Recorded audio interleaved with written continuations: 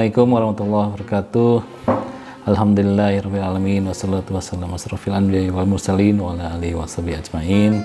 Kembali lagi kita bertemu untuk membahas tentang serba-serbi dari zakat.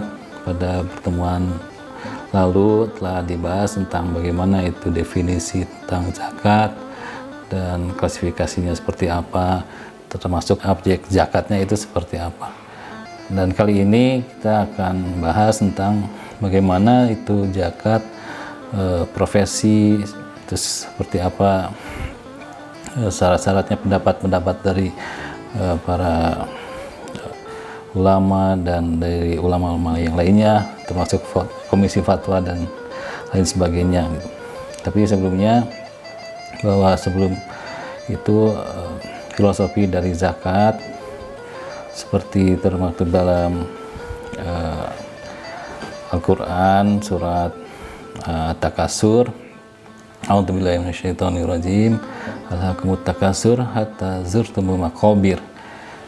Jadi ini mengisahkan tentang hanya kematian yang menghentikan, bahwa artinya telah melalaikan kalian perbuatan berbanyak-banyakan hingga kalian masuk ke liang kubur. Ini termasuk dalam filosofi tentang zakat dalam Quran surat Ali Imran ayat 14 juga, yang artinya dijadikan indah pada pandangan manusia kecintaan kepada segala apa yang diingini syahwat, yaitu wanita-wanita, anak-anak, harta yang banyak dari jenis emas, perak, kuda pilihan, binatang-binatang ternak dan sawah ladang. Itulah kesenangan hidup di dunia, dan di sisi Allah lah tempat kembali yang baik, jannah. Quran surat Ali Imran ayat 14.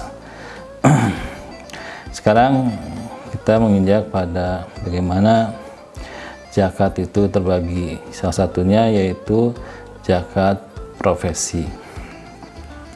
Sebelumnya kemarin setelah dibahas bahwa sekarang ini perluasan objek zakat sudah berkembang, yang tadinya awalnya itu emas dan perak, kemudian biji-bijian dan kurma, lalu kalau di peternakan itu ada sapi, unta atau kambing, terus dari hasil tambang khususnya emas dan perak, termasuk juga ada barang dagangan dan barang temuan atau rikas. Sekarang perluasan objek zakat sudah mengarah kepada ya terdiri dari uang, hasil pertanian umum, hasil industri peternakan berupa daging, susu atau madu, lalu ada hasil tambang dan hasil alam lainnya. Sekarang berkembang juga industri perdagangan, industri barang dan jasa. Zakat juga bisa melalui di investasi surat berharga seperti properti dan lain-lain, termasuk penghasilan profesi yang diambil dari dividen. Dividen itu laba yang dibagikan, termasuk juga ada royalti dan juga kehadiah dan undian seperti komisi dan lain-lain. Nah, sekarang zakat profesi itu seperti apa gitu. Jadi di zakat profesi itu, cara menghitung zakatnya terdapat beberapa pendapat dari ulama, dari komisi fatwa dan lain-lain.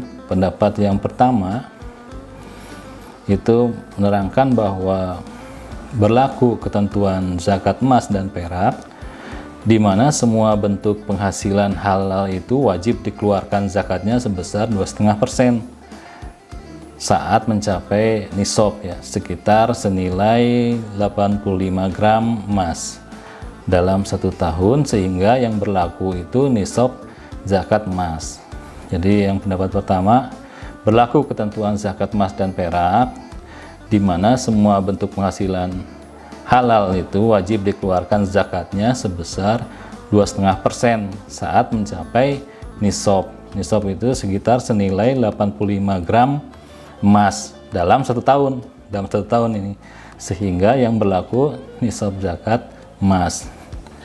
Nah, Lembaga Syariah Asosiasi Zakat Internasional yang di Kuwait, Komisi Fatwa Majelis Ulama Indonesia, itu juga menerangkan tentang pendapat ini gitu. Kalau di MUI tentang nomor 3 tahun 2003, yaitu tentang zakat penghasilan. Nah, itu yang pendapat yang pertama. Ya, diantara alasannya adalah substansi zakat pendapatan itu sama dengan emas dan perak, karena pendapatannya berupa uang atau sejenisnya gitu. Oleh karena itu ketentuan zakat emas dan perak itu berlaku dalam zakat pendapatan atau zakat profesi. Itu yang pendapat pertama. Kalau pendapat yang kedua tentang bagaimana itu cara menghitung zakat profesi, kalau pendapat kedua mengatakan bahwa berlaku ketentuan zakat perdagangan, tetapi penunaiannya itu harus disegerakan sebelum jatuh tempo selama mencapai nisab. Nah, ini nisabnya tanpa haul, di mana nisabnya senilai 85 gram emas, dikeluarkan 2,5% setiap kali mencapai nisab tanpa harus menunggu 1 haul sebagaimana ya disampaikan oleh ulama-ulama di Kuwait, ya, termasuk di Kuwait. Di antara alasannya itu karena adalah hadis Abbas ya, yang salah satu maknanya itu bahwa kebolehan menunaikan zakat sebelum haul selama mencapai nisab gitu. Dan juga hadis-hadis yang mewajibkan keterpenuhan haul dalam ya walaupun itu doif ya, lemah gitu, sehingga tidak bisa dijadikan dalil. Nah, pendapat yang ketiga tentang bagaimana itu zakat profesi dan cara menghitungnya, bahwa pendapat ketiga mengatakan berlaku ketentuan zakat emas tetapi ditunaikan secara mencicil, diangsur gitu ya setiap bulannya gitu, di mana nisabnya itu senilai tetap 85 gram emas, ditunaikan 2,5% setelah melewati 12 bulan. Jadi setelah melewati 12 bulan, tetapi kewajiban zakat tersebut boleh ditunaikan setiap bulan. Jadi bisa langsung setiap bulan juga nggak apa-apa gitu. Nah, ini juga sama ditegaskan oleh seorang ulama yang dari Kuwait itu, bahwa di antara alasannya adalah karena itu lebih maslahat untuk duafa gitu, serta bermaslahat untuk beberapa kondisi yang dialami oleh para donatur yang memiliki pendapatan tetap dan total pendapatannya dalam setahun itu sudah mencapai nisabnya gitu. Nah, pendapat yang terakhir ya ada yang pendapat keempat dan pendapat yang kelima. Jadi kalau pendapat yang keempat mengatakan bahwa berlaku ketentuan zakat pertanian tetapi besarannya 2,5%, di mana nisabnya senilai 653 kg gabah ini ya, 653 kg gabah atau 524 kg beras, ditunaikan sebesar 2,5% setiap kali menerima pendapatan.